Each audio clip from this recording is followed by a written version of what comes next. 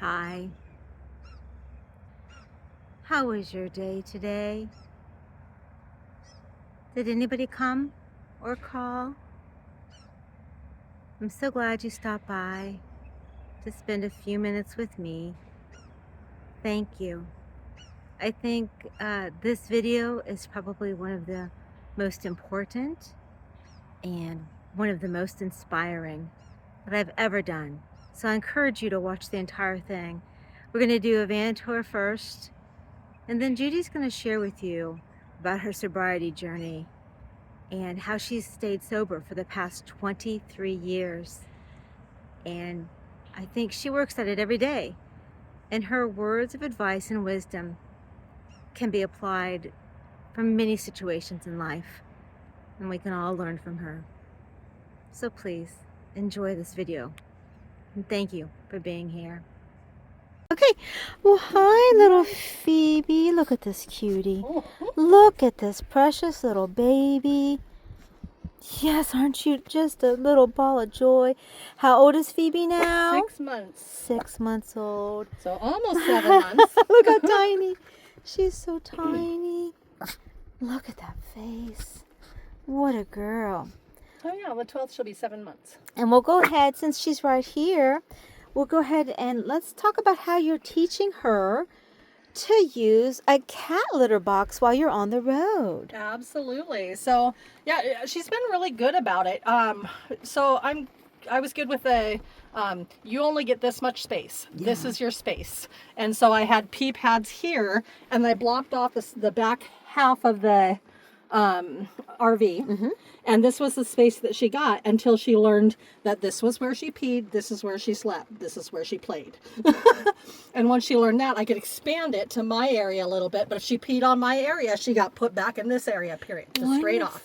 You know, it only took like catching her twice before she was like, oh, okay. And then I was able to take it to 2 pads and then just 1 pad, and then added it to the cat box. And she just hops right in? And she just hops right in and goes. Girl. Yep. And I've taught her to speak and let me know when she wants to go outside. That's important. So most of the time it's because she has to go to the bathroom.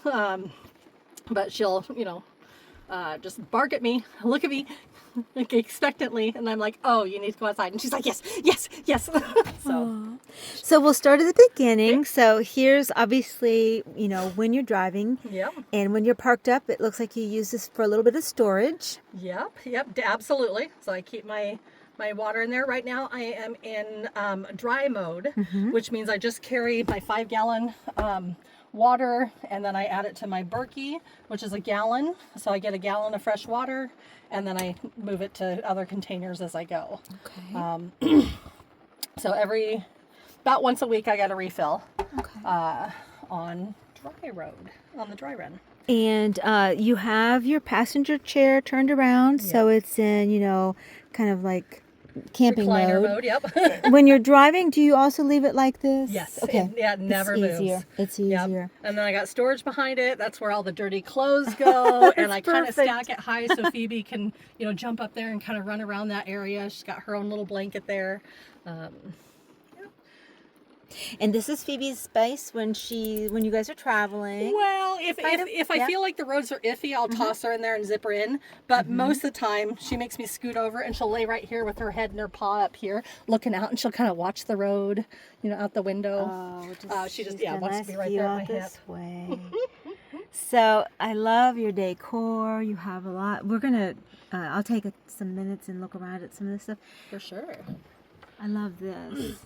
So the rock on top there, that is peridot, and that is mine and my twin sister's birthstone. Nice. So I picked those up in quartzite last year, got her one too, so we have matching peridot. And then my little Christmas tree, that was my Christmas tree for Christmas.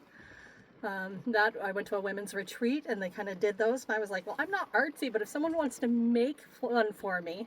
So Debbie B made that for me. Just beautiful, how to use rocks and make something cute out of it. So it's been traveling with me the whole time now. Since she's such a small girl, she has a very small little area. Perfect. And then once we walk into the rig, you've made some really good use of your storage. I have. You have this is an amazing shelving unit that holds so much. Yeah. Look at your beautiful greenery. My bonsai trees in the back. So I've got all my little pruning tools for those. Little snips, little Awesome. pinchers. So attempting to prune my own bonsai Love trees. the greenery. And you have a super convenient shelf here that you've also kind of expanded your kitchen space here with this. Absolutely. So that's terrific. I got lentils and lemongrass. These I'm making sprouts out of right now. I've got lemongrass sprouts in here. So you can see, this is my first time doing the lemongrass. Nice. But just sprouts, I can throw it in the pan, kind of fry it up for a second and add nice greens to my, and these I just started the day before yesterday. Amazing. So they grow really fast. Faster than the radish, and because I have radish seeds here and alfalfa seeds. So and then I take them and refrigerate them in here in a paper towel. So these are the last of the asparagus, or the alfalfa ones. Nice. So I got to eat those today or toss them. So I'm going to have them tonight. Now, I don't know anything about growing greens, and I'm going to go take a look here. They don't need sunlight? They just do fine right back here? Yeah, you want them in a dark space for the sprouting. Okay. So once they're sprouted and stuff, then you want sunlight. So that's why I have these guys on the bottom shelf, because they get plenty of shelf or sunlight. Nice. Yeah, right through the window. Yeah, absolutely. Wonderful. Yep, these need a dark space though. And I haven't started the other, but I'll start those probably tonight or tomorrow. So this is also repurposed, right? It's like a shelf? Yeah. Yes, that was actually my mother-in-law's as well. Aw. So yeah, I had this, I've tried so many different things in here. I had this up front here, and it was my shoe rack for a while. Ah. And then I had a TV here where I'd sit and play video games. Oh, okay. But I didn't like not having access to the driver's seat if something were to happen. Yeah. So I kind of repurposed. It fits perfectly definitely. here. I mean, this is ideal, so. The rack of them. So once we're inside, then you have your kitchen area here, which you have so much. You've got all the spices. Yes. Which is wonderful for. And do you enjoy cooking? Are you a cook? I do. It's in small portion and whatever. But yeah, I do. Yeah. What do we have back here? I need to know. So the pickled eggs. So I picked those up from the can at a Costco. I was like, oh, pickled eggs already ready to go, because I usually do that on the road. I'll buy eggs and cook them up and then toss them in the pickle jar. But they're already done. So I haven't opened them yet because I already have enough pickled stuff. I have pickled pickles and callum, the reddish olives. So. Is this a little stovetop teapot? Yeah, this is the one I use for tea. It is part of my fire maple set. So I have a whole set of those down here, and they all just fit right inside each other. So different pots, and then smaller ones, and the frying pan on the bottom. The lids that fit right inside of it. So convenient. Yes. So I keep my pots and pans in there. And then my easy to get to stuff like coffee, that's an everyday thing for me. So coffee is easy access, coffee cups, some more teas. And then this one is for, I use that only for my hot water bottle. So if you need your feet warm at night, just keep your bedding warm for 4 hours at least, and even in really, really cold temperatures. So I only use that one for that because of the rubbers and plastics and whatever. And then off camera, we were having a discussion about this handy dandy little utensil. I think I'm going to have one of these. Yes. Super amazing. So I made toast yesterday and haven't cleaned it off, but it has the copper on the inside. But it's just the best toaster. Toasts the bread really nice. It flips. I can do bacon in here. It contains the grease. Obviously, don't flip it with the grease in it, because you could start a fire that way. Ask me how. I'm just kidding. And no electric required. No electric required. Yep, I just do it on my propane stove. And then I also have another one that doesn't. It got pushed back too far. That's okay. But that doesn't have the grill marks in it, so I can use for pancakes and eggs. Nice. Yes, these are amazing. Must. They're probably my favorite tool for. And standing from the front of the rig, we can look down your hallway, and What? This is what year of a pleasure way? This is 94. And tell me where you found it. I found it on Facebook Marketplace on accident. I was actually waiting for my kiddo to come outside from their school, from high school, and it just popped up on my screen, and I was like, what is that? And by the end of the day, I was like, God, I am going to do everything I can to get this. They wanted $21,000 for it, and I was like, yeah, right. So I talked to, some people, and, I begged, borrowed, and I didn't actually steal. But I got them down to $18,000, and I paid it out that day. I was just like, what else am I going to do? I was living in I would travel out of my minivan. My kids were about to be 18 and 20. So, I want to give them space. And, we've done a lot of work on repairing some trauma brain stuff. And it's just easier for me to go and experience my life and let them work out, their stuff. We all worked together for a while, and now it's just time to, figure it out. Wonderful. So. I will say this is the first time I've been in here, and it's very, very spacious. I'm going to give a long shot from the front of the rig. I'm not even clearing the front. I'm just standing in the kitchen. Yeah.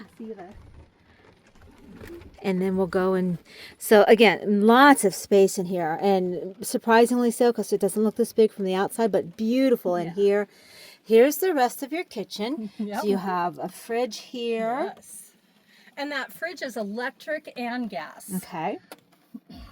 You have a microwave. That is a nice bonus. Does it work? Only when I'm plugged in. Shore power. So, Need yep. shore power for that. Awesome. You've got some and it's a bread box storage when here. I'm not. Perfect bread box. Storage here. And then behind me on this side is going to be your restroom. Yep. And some more storage. Yes. Now, do you use the potty in here? Is it peek at it? It's a full wet room, so it has the shower and sink and toilet, and I have a dry capping right now, so I use that black thing for my potty. Right. Dump it when I'm at places. There we go. Oh yeah, there's a light up there. There we go. So, ooh, lots of space in here. Now, I know Janie's is a wide body. Is this a wide body? Mine is a wide body, but Okay. she said hers is a 12-inch wide body. Mine's is only 6-inch wide body. So I think that they were like, yeah, the 6-inch was great, but let's go even a step further. Oh, wow. So, yeah. Okay. So you were just saying that you have a flush toilet, but when we're dry camping, you just use the bucket system. Yeah, Lots I of don't like storage. traveling. I mean, the wasting of the fuel is, Yeah. so I try to do my part in lessening some of that waste. Right. Because traveling is a lot of wastefulness, and I don't like that. But Really, really nice. Okay, and so next to the restroom area, would this be more storage? Yep, if you open it, it's going to fall on you. It just shoves down in there. There's no room Perfect. for hanging much in my life. Hey, There's so much more room if I just stuff it. And then we're just going to swing around real fast. Yeah, more storage. Yeah, I love how much storage this thing's had. It's pretty unreal. So I've got... Wow. I don't like my clothes getting damp from a little bit of condensation in the back, so I have these bags. And I just put my clothes in it. So I've got my pants, my t-shirts, my long sleeve. It just fits all of it. Nice. I have all of my summer stuff up here, my pajamas up here. You have a library Towels back and there, sheets. I see. do. I have my library. Right now I'm reading J.V. Jones, a female Dungeons and Dragons writer. Love her style of writing. terrific. My first book from her, but loving it. You have a fan here. Yes. And you also have an AC Yep. here. Is that both AC and heat or just AC? Nope, just AC. Just a little AC. 1700 BTU. Do you have a generator on your rig? I don't. I'm hooked up for it. It shows the Onan on the end. If you go all the way to the end, that last one. So it's wired for one or whatever, but I mean, it has that. I don't think it's actually wired for one, but there's never been one in here. And I had somebody look up underneath, and they're like, no, there's not one. I could put one, but instead I just added a second battery, house battery, to the back, so that I can be boondocking for a week. That was kind of my goal, down in Quartzsite, is not to have to empty tanks or whatever for a week. If I could make my battery last that long, at night when the furnace is kicking on, and so I can go a full week boondocking with water and the black tank, and Do you have solar? I have, so this is my Jackery 2000, and behind the driver's seat I have two 200 panels. They're just kind of flimsy, but they work amazing. And then I have a little 400 watt as well, little Jackery, so I use that for my devices. And so as we look at the bedroom, so you have two twins. Yep. Which is really nice because you've made one into your office space. Absolutely. So I've been a mobile bookkeeper for the last 15 years, and being able to take it on the road with me was really important. So last year I did a lot of bookkeeping from courtside, kind of broke up the monotony of sitting with myself or, going and rock hounding. So yeah. And you'll be working in this coming season? No, I trained my kiddo to do it. So they're in college right now, and being able to go to college and have a part-time, very flexible, you do the bookkeeping when you're able, whatever time throughout the week. So I taught them to give them kind of a little extra cash and give me some freedom. I've been bookkeeping for so long, and I'm just burned out from it. I don't want to be responsible for anybody else right now. Yeah. I just want to be responsible for these walls. And we didn't mention it earlier, but you are full-time in your rig. I am. Yep. I've been in my rig. I lived in my rig just to start out in the driveway of my house while the kids were inside. A good transition for my oldest is very high function autism, but it was a good transition for all of us that mom might not be around so long. As well as I got to learn that there is, different seasons, things that you have to do for different seasons, the summer, the winter, so I made my bed here extra narrow. Yes. So I have all the space behind it for my winter blanket. So I have a big, thick winter double queen. I can double it over. My pillow is actually a one of those, cool floor length hoodie pouch, things. So in the winter I can use that during the day and still make it a pillow at night. So, having to think about, when am I dry camping, wet camping, winter camping, summer? Yeah. Yeah.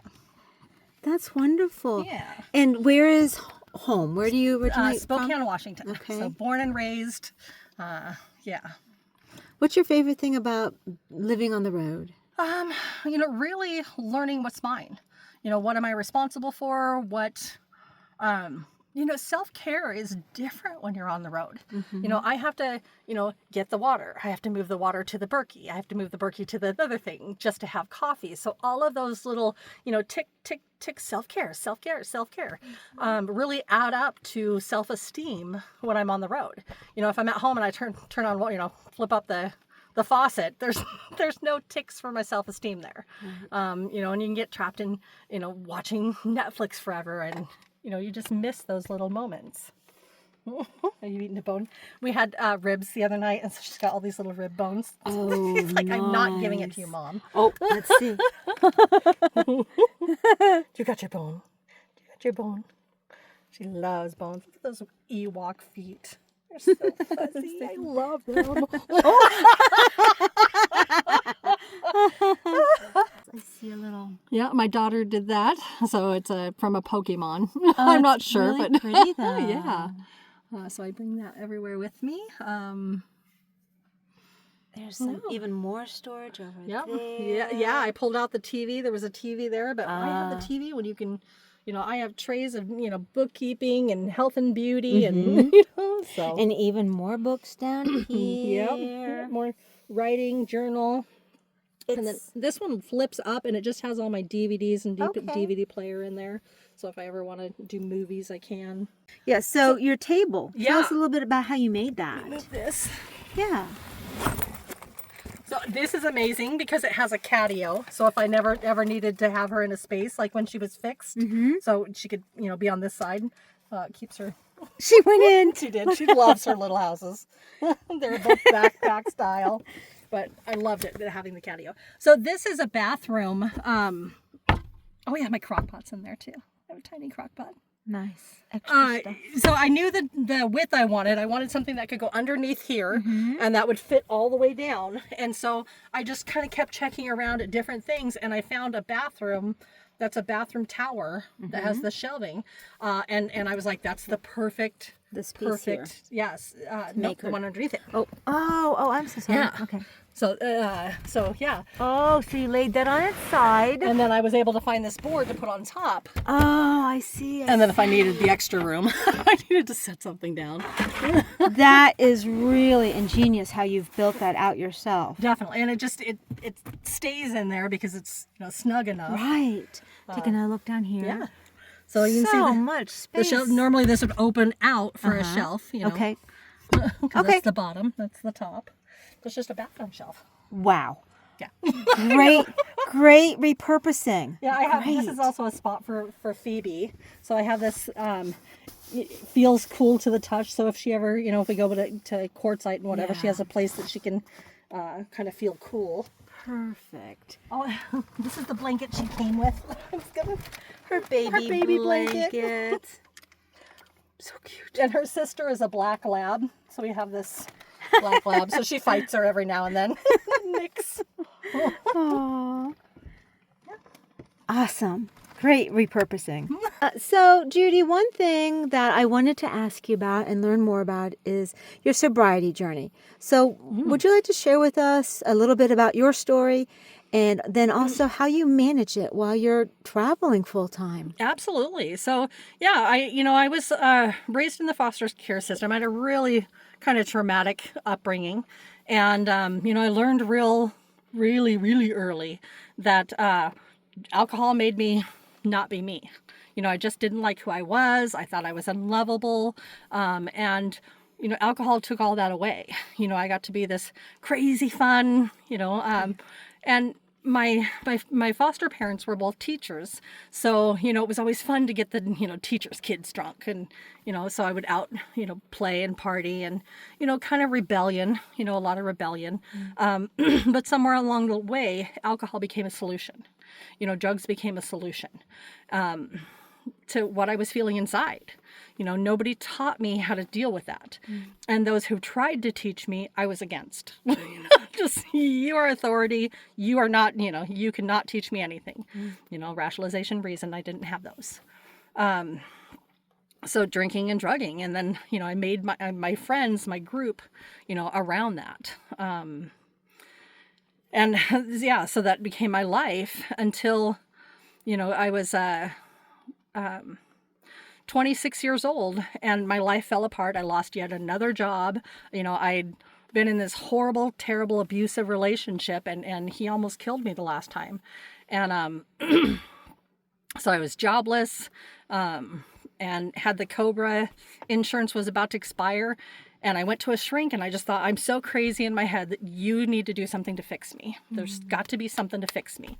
And he said, there's nothing I can do. You need treatment. And I'm like, what are you talking about? I just told you I don't do crack anymore. I don't do crank. I don't do these things. I didn't tell him about what I was doing. And that was a pretty awful blend of things trying to keep this, happy medium. And I couldn't keep it. And so just to spite him, I went to treatment. I was like, I'm going to show you, and then I'm going to die, and it's going to be all your fault. I was like, and then, I listened, I got to treatment and like they said, don't have sugar, sugar can be a trigger or something. I didn't know. And so I was like, okay, well, I'm going to listen, either I'm doing this or I'm faking that I'm doing this. And I had to make that decision. Am I going to really give this an honest to God try? And so I just decided I was going to give this an honest to God try. Didn't even know what that was because I was against religion. But one guy had talked about how he was curious about people, how he'd sit like in a meeting or something and just kind of listen to people. And I was like, I'm curious about people. I'll sit up front and do that. And so I did that. And then I was only a 10-day spin cycle because that's all I could afford. It was $1,000 for 10 days. Well, I can't afford more than that. And so we had to do this relapse prevention program. And so I'm like writing on this piece of paper, or this girl is writing on this piece of paper and I kind of look over at it and it says she'll be using in 30 days. And I was, oh, what do you mean? And I was like, oh my gosh, I just told them I let the drug dealer stay at my house to watch my place while I'm gone. Like I relapsed before I even, and so it dawns on me and I was like, how am I supposed to leave tomorrow? How am I supposed to leave knowing that I've already set myself up? And this little old lady looks at me and she said, you don't ever have to drink again if you don't want to. And for me, something broke. For the first time in my life, I didn't want to drink again. I didn't know how not to, but I didn't want to drink. I didn't want to drug. And I remembered a moment where I was incarcerated. So I was in jail. And, I'd been there and I was happy. I was so happy. I mean, there was drug-free, alcohol-free. We were playing volleyball and softball. It was a, Geiger Correctional Facility. But they opened those doors for me to leave. And where do you go? Where do you go when you leave? Yeah. But back to the drug dealer's house where my little trailer was behind it. And, so I remembered I really was happy for a moment, the one moment that I had. And so, I just listened to suggestions. I learned to become teachable. I learned to be willing, and one of the things I said is you have to find something greater than yourself, and I was so negative. I was so hateful. I was hateful about my childhood. I was hateful about my upbringing, blame. I blamed everybody for everything. And they said, you just have to be willing. And so that's all I did was just pray for willingness. I don't know who the heck you are. You're supposed to be up there somewhere. I'm going to try to be willing. And I picked positive energy as my higher power because I was so negative. Being positive was so beyond me. I didn't even understand it. How do you possibly become that? And I mean, that's literally what I've become in this program, in this life, is being open, teachable, honest. It's been a beautiful, beautiful journey. You are one of the most positive people that I know. I mean, since we've been on the road, you have just been a joy. How have you maintained sobriety while being on the road? That has to be very difficult. Yeah, it's not because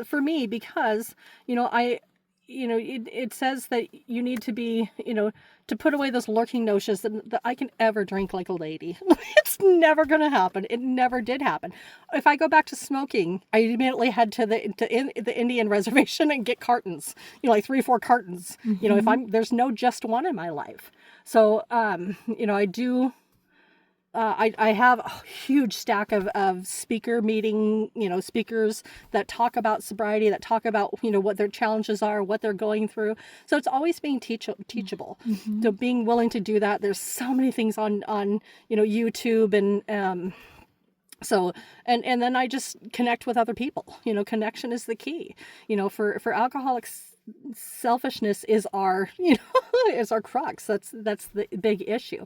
So reaching out to other people and finding connections with like individuals, whether that's a group of ladies who are no longer raising kids that are experiencing, new experiences. And I can't tell you, yesterday I pulled over to a lake and I felt so much joy and so much courage and so much strength, just doing this. But it all started with being willing. I was willing to buy the ticket. I didn't know if I was actually going to come, but I was willing to. And then I was willing to see that other people were headed up here and ask, hey, can I join you guys? And being willing, even if not, eventually I'll find where I'm supposed to be, if I'm just willing, yeah.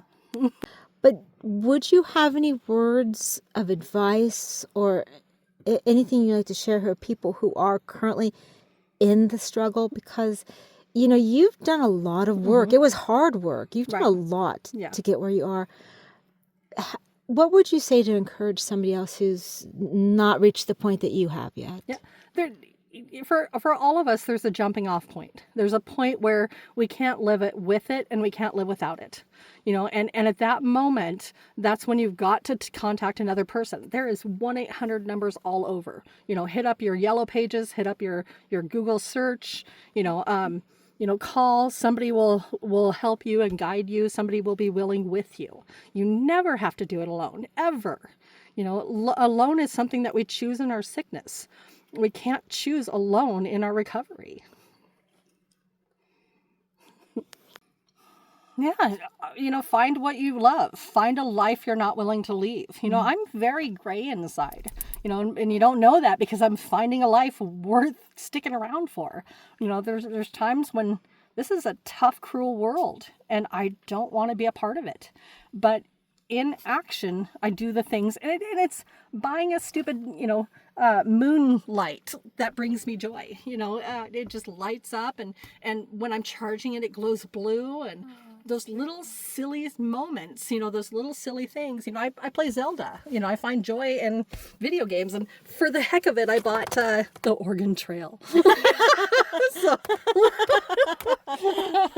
I'll see if I can find some enjoyment, and if not, I'll toss it aside or give it away, or I do little reminders on my microwave. It says to be happy in this life, I need to eat healthy, rest, calm.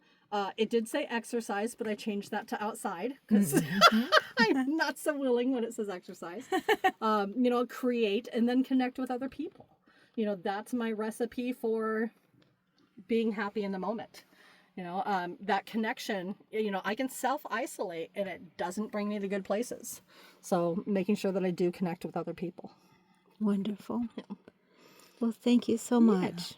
Okay, and one more thing that really brings me joy is I have these lights that it's this set right here, and they go all the way around my van. So they're on this side, over, across, above, and I keep them up in the windows. I have those little skylight windows, and I keep it up there. So every night they click on as soon as it gets dark, and I just light up my van with this little gentle light.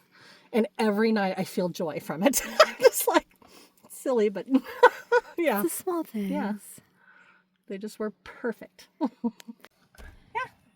And this is my home and this is my journey. Thank you, Judy. See you on the road. Thank you. Yes.